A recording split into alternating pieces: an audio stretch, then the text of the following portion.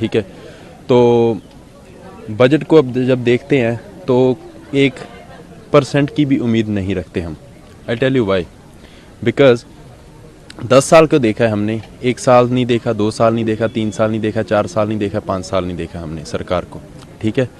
तो 10 साल में जो हमने देखा है कि हमारा ये नहीं है कि देश में पैसा नहीं है, देश में पैसा है, लेकिन मैटर करता है कि देश में पैसा किसके पास है, ठीक है।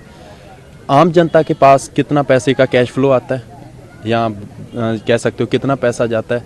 99% इंडिया का पैसा जो है वो उद्योगपतियों के पास है, वही देश को चला रहे हैं आज। अगर मैं सोचता हूँ 11.68 लाख करोड़ रुपीज़ अगर उद्योगपतियों का माफ़ हो सकता है, तो 2 लाख करोड़ रुपया किसानों का क्यों नहीं हो सकता। और बातें करते हैं कि किसानों की आयु दुगनी करेंगे जी। 2022 तक बोला था ना, क्या हुई? दुगनी हुई? नहीं हुई, ठीक है। तो मुझे नहीं पता टीवी दिखाएगा या नहीं दिखाएगा, बट ये असलियत है। इकॉनमी मनमोहन सिंह के जब टाइम था 8.1% ग्रोथ पर चलती थी, राइट। अब इकोनॉमिकल ग्रोथ कितना है? 5.4%।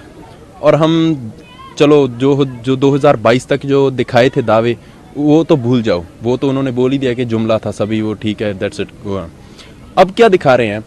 2030 का सपना दिखा रहे हैं ना, कि हमारी इकॉनमी है जो 10 ट्रिलियन इकॉनमी बनेगा इंडिया। 10 ट्रिलियन दिखा रहे हैं ना कि 10 ट्रिलियन इकॉनमी इंडिया बनेगा। राइट नाउ जो इंडिया का करंट फेस चल रहा है, एवरेज जो इकॉनमी है 5.4% से ग्रो कर रहा है। अगर 10 ट्रिलियन इकॉनमी बनना है इंडिया को, 10 trillion economy, that's huge, right. उसके लिए 15% की ग्रोथ चाहिए इकॉनमी की, 15% की ग्रोथ मोदी जी लाएंगे। तो बजट से क्या आस रखते हो? बजट से कोई आस नहीं है, नथिंग। बजट से क्या आस रखेंगे? बजट से हम क्या आस रख सकते हैं? सारा कुछ तो आपने जो प्राइवेट करने के चक्कर में, प्राइवेटाइजेशन इज गुड। 1991 में एलपीजी रिफॉर्म्स लाए, right. LPG reforms, that's good. Privatisation तब तक गुड है जब प्राइवेट कंपटीशन हो।